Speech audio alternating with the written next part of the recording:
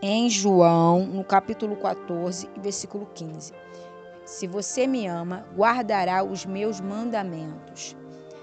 Aqui estão 8 pontos de fé que Jesus deseja que você cumpra. O primeiro dele é: tenha certeza da sua salvação. Pela promessa de Jesus, aquele que ouve as minhas palavras e crê naquele que me enviou, tem a vida eterna e não entrará em condenação, mas passou da morte para a vida. Isso está em João, no capítulo 5, e versículo 4. E continuando, porque você suplicou a Jesus que o salvasse, porque todo aquele que invocar o meu nome será salvo. Isso está em Romanos, no capítulo 10, e versículo 13. E por causa do testemunho do Espírito Santo, ou seja, quando você foi salvo, o Espírito Santo veio habitar em sua vida. O Espírito Santo testifica com o nosso espírito que somos filhos de Deus. Isso está em Romanos, no capítulo 8, e versículo 16. O segundo ponto, nós podemos dizer que vocês precisam ser batizados. O batismo simboliza a morte da vida carnal e a ressurreição para a vida espiritual, a nova vida em Cristo. O batismo é também um testemunho público de transformação que ocorreu na vida do pecador. Jesus foi batizado por João Batista e os seus seguidores também foram batizados. No livro de Atos, cada pessoa que aceitava Cristo como seu Salvador era batizada. Através dos tempos, muitos têm se batizado e cumprido assim a ordenança e confessando a sua fé em Cristo Jesus de Nazaré. E você, já foi batizado, meu irmão? Isso está em Mateus, no capítulo 28 e versículo 19. Portanto, ide e fazei discípulos de todas as nações, batizando-os em nome do Pai, do Filho e do Espírito Santo. O terceiro ponto: estude a Bíblia diariamente.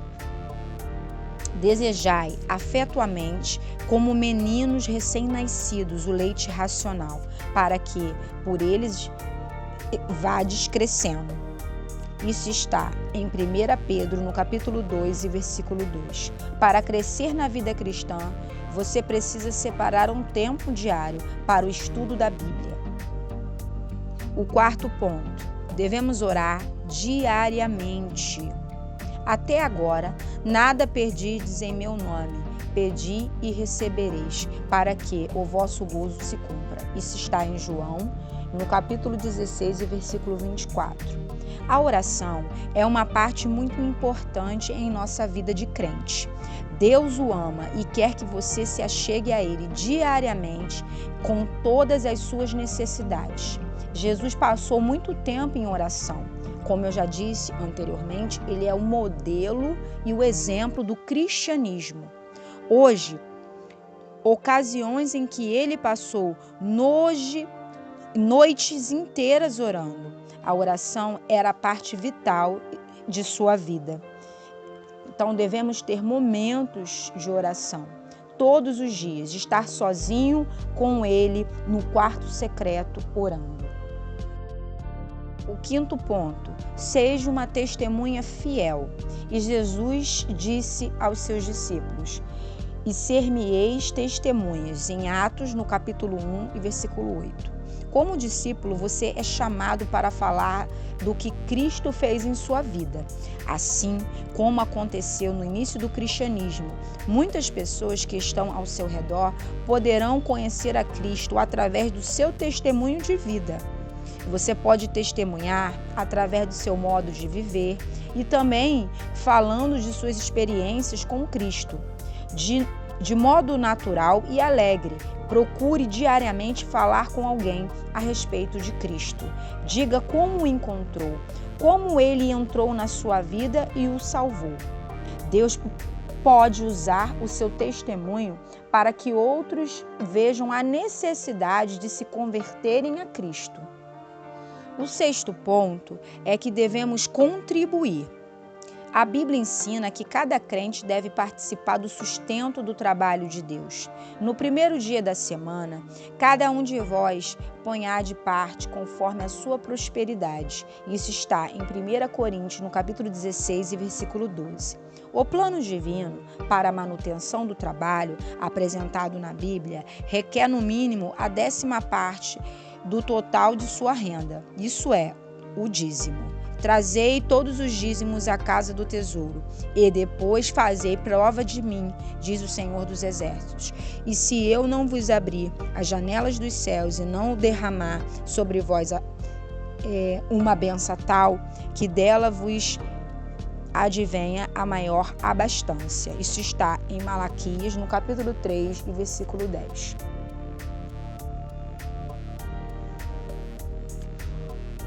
O 7º ponto é: deixe o Espírito Santo guiar a sua vida. O Espírito Santo passou a fazer parte de sua vida, meu irmão, no momento em que você aceitou a Cristo como Salvador.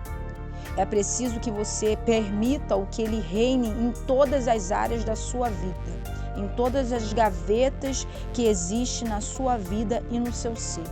Você encontra a confirmação que o Espírito Santo habita em cada crente nas seguintes passagens bíblicas.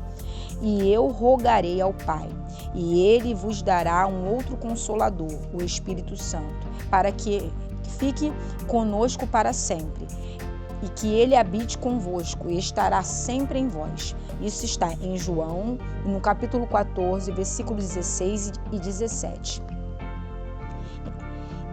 Em quem também vos estáis, depois que ouvirdes a palavra da verdade, o evangelho de vossa salvação, e tenha nele também crido, que foste selado com o Espírito Santo da promessa. Isso está em Efésios, no capítulo 1 e versículo 13. A partir de agora, é necessário que o Espírito de Deus possa liberar e controlar a sua vida. E isso é você quem tem que deixar, meu irmão. E o último ponto é que devemos participar da igreja. Ao se tornar um discípulo de Cristo, você deve procurar unir-se a uma igreja. Você precisa congregar, onde possa estudar a palavra, aprender sobre Cristo entre os irmãos. Jesus estabeleceu a igreja, amou-a e morreu por ela. Em Hebreus, no capítulo 10 e versículo 25, nós lemos que devemos ser frequentadores assíduos e diligentes, não nos comportando como pessoas displicentes. Não abandonemos, como alguns estão fazendo, o costume de assistir à reunião. Então, todos esses caminhos e esses pontos que colocamos será para que nós contemplemos a segunda vinda daquele que era, daquele que é e daquele que há de vir, do Todo-Poderoso. E ele não pisará na terra, mas virá até as nuvens e se atrairá a si todos aqueles cujas vestes foram lavadas pelo sangue do Cordeiro. Aleluia! Os seus anjos o acompanharão, perfazendo uma grande e gloriosa comitiva para buscar os redimidos. Isso está em Marcos, no capítulo 13 e versículo 27, que diz assim: Ele enviará os seus anjos e ajuntará os seus escolhidos, desde os 4 ventos, da extremidade da terra até a extremidade do céu. Ele virá, meus irmãos, repentinamente. Ele virá pessoalmente. Em João, no capítulo 14 e versículo 3, diz assim: E se eu for e vos preparar lugar, virei outra vez e vos levarei para mim mesmo, para que onde eu estiver, estejais vós também. O objetivo da sua segunda vinda é destruir todas as obras do diabo. A ação de Satanás hoje só acontece porque Deus estabeleceu um plano em que lhe foi dado permissão relativa para desenvolver os seus propósitos de destruição por intermédio do pecado. Isto ensina que só Deus é soberano, meu irmão. Só Ele é soberano.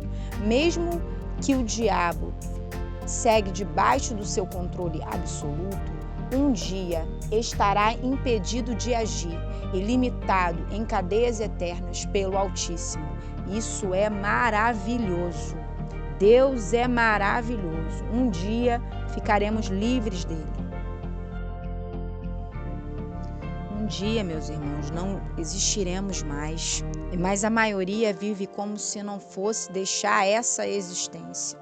Como o criador da parábola, contada por Jesus em Lucas 12, no versículo 16 e 21, ele vive de forma regalada e tinha muitos planos, até que ouviu aquela voz: louco, esta noite te pedirão a tua alma, e eis que o que tens preparado para quem será? Isso está em Lucas 12 e 20. Devemos estar vigilantes, perseverantes, buscando no quarto secreto o Senhor, para que Ele venha nos redimir dos nossos pecados e salvar a nossa alma. Precisamos entender que o mundo inteiro precisa estar sendo orientado pelo Espírito Santo. Precisamos entender que o mundo inteiro precisa ser orientado pelo Espírito Santo, porque Ele sim nos levará até Cristo, orando, jejuando e lendo a sua palavra, buscando ao Senhor, porque dele é a adoração, o serviço e o louvor de seu nome. Que todos digam em uma só voz: o que há de vir, virá e não tardará. Ora vem, Senhor Jesus. Ora vem, Senhor. Maranatas ao seu nome. Com uma simples oração e um coração sincero ao Senhor, Ele receberá a sua salvação. Então não deixe de buscar, não deixe de orar. Se alimente diariamente da palavra de Deus, porque se tem algo verdadeiro nesse céu e nessa terra, é a vinda do Mestre. E isso se cumpre todos os dias. Talvez nós não sabemos quanto tempo mais nós deveremos de esperar essa segunda vinda. Mas o Senhor Jesus, meus irmãos, Ele chega todos os dias, individualmente para cada um de nós, né?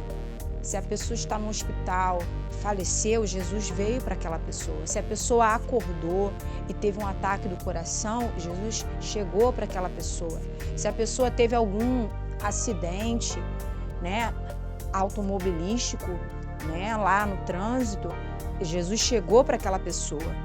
Então, o Senhor está voltando todos os dias, de alguma forma, que estejamos preparados para que nós não tenhamos a morte eterna, mas que possamos viver uma vida com o Senhor, uma vida que honre a Deus, e que possamos estar naqueles portais, naquelas portas do céu, entrando e reinando com Ele em vida eterna. Que Deus abençoe a sua vida e a sua família, e que Deus venha nos proteger, que Deus venha nos guiar para esse grande acontecimento, esse grande dia, até que Ele venha. Eu te abençoo, em nome de Jesus, fique na paz e até, meus irmãos. Amém.